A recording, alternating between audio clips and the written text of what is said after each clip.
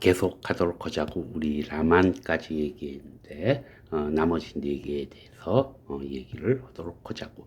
먼저 XRD는 층간 간격, 그 다음에 어떻게 결정 구조인지 아닌지, 그 다음에 결정 구조라면 그 결정 사이의 거리까지 측정해주는 그런 분석기기라고 그랬어.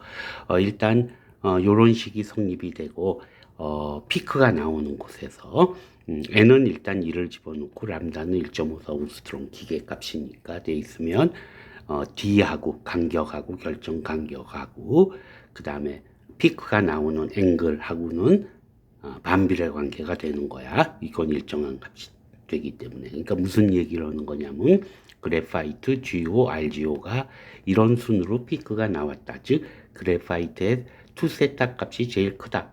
라는 건 세타 값이 제일 크다라는 얘기고, 그러면은 이쪽이 그래파이트가 가장 결정 간격이 좁고 GO는 넓고 RGO는 다시 좁아지고, 그지? 오른쪽에 있는 그림을 보면 결정 간격이 좁았고 넓었다가 다시 좁아지는 게 되는 걸 거야. 그 다음에 결정 간격도 물론 알 수 있지만 피크가 이렇게 그래파이트처럼 샤프하게 나온다는 얘기는 결정 간격이 일정하다라는 얘기고, GO처럼 벌어져서 나온다는 얘기는 층간 간격이 일정하지 않다라는 뜻이야. 즉 GO는 결정이 잘 만들어져 있는 게 아니기 때문에 넓은 놈도 있고 좁은 놈도 있고, 그래서 피크가 브로드하게 나오고 RGO는 그거의 중간쯤 되는 거야. 우리가 예측할 수 있는 딱 그런 XRD 데이터가 나왔어. 그리고 그래파이트 같은 경우는 이게 26도로 잡으면 세타 값은 13도가 되고 결국 결정 간격이 3.42 옹스트롱이다 라는 것도 XRD에서 계산해 줄 수 있는 거야.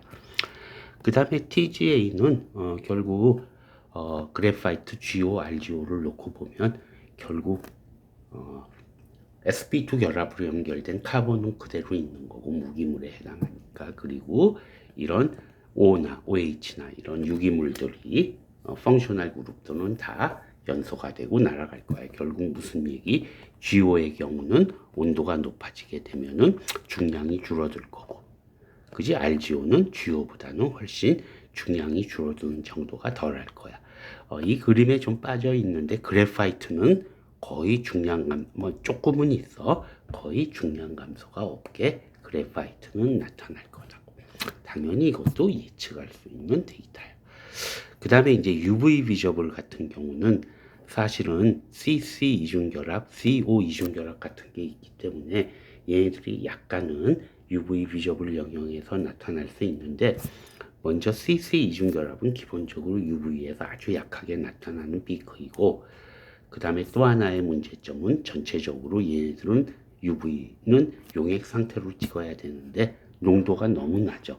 앞에서도 자꾸 얘기했지만은 GO나 RGO나 물이나 또는 다른 용매에 이제 분산이 어느 정도인데 그래파이트는 전혀 안 되지만, 그래파이트는 아예 찍지도 못했어요. 지금 GO는 물, RGO는 메탄올에 분산시켜서 찍었는데 농도가 너무 낮기 때문에 UV 비저블에서는 어떤 유의미한 데이터를 얻을 수는 없을 거야. 그냥 이런 이제 예전에 내가 했기 때문에 이런 데이터가 있는 거지, 실제 논문 같은 데서도 거의 UV 비저블 갖고는 얘기하는 게 없어. 마지막으로 샘 사진이 있는데 그래파이트, GO, RGO의 샘 사진이야. 내가 보기엔 그렇게 큰 차이를 못 느끼겠지만 아무튼 뭐 이렇게 써 있고, 내가 지금 지우긴 했지만 레퍼런스들 갖고 와가지고 이 샘 사진이 각각 그래파이트, GO, RGO에 해당한다 라고 이제 설명은 들어가 있어. 그러니까 플레이크 라이크, 그러니까 판상 구조의 그래파이트, 그 다음에 링크, 그러니까 주름진 플레이크 형태의 GO, 그리고 구겨진 무슨 얇은 스린 시트야, 얇은 시트 형태가 무질서하게 배열되어 있는 RGO 형태. 뭐 이렇게 이제 레퍼런스를 통해서 설명을 했는데 사실 이렇게 셈 갖고 이런 걸 구분하기는 쉬운 건 아닌 것 같은데 논문에 있어서 내가 갖고는 왔어. 자, 지금까지 얘기한 걸 간단하게 다시 정리하면은 GO에서 RGO로 가는 반응에서 엘리멘터리 어널리시스는 원소의 조성, 즉 산화 환원에 의해서 O가 얼마만큼 있는지를 보는 거고, XPS도 내가 설명할 때는 그 데이터가 빠졌지만 마찬가지로 O의 함량을 볼 수 있어. 당연히 산화됐을 땐 많을 거고 환원되면 줄어들 거야. 근데 그거보다도 지금 XPS에서 더 중요한 거는 결합 양식도 어느 정도 우리가 예측할 수 있다. 계산해 줄 수 있다는 거야. 산화환원 정도를 화학 결합 베이스로 판단할 수도 있고, IR은 펑셔널 그룹의 변화를 볼 수 있는데 앞에서도 얘기했지만 대부분의 중요한 피크는 대칭이야. GO에서 RGO의 경우는. 그래서 큰 변화를 보기가 힘들다. 라만의 경우가 이 연구에선 중요하다. 왜?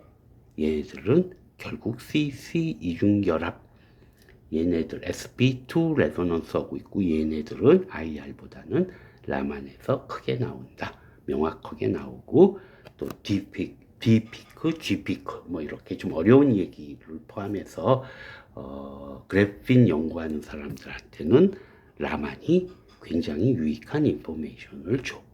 이 결합이 중요하기 때문에.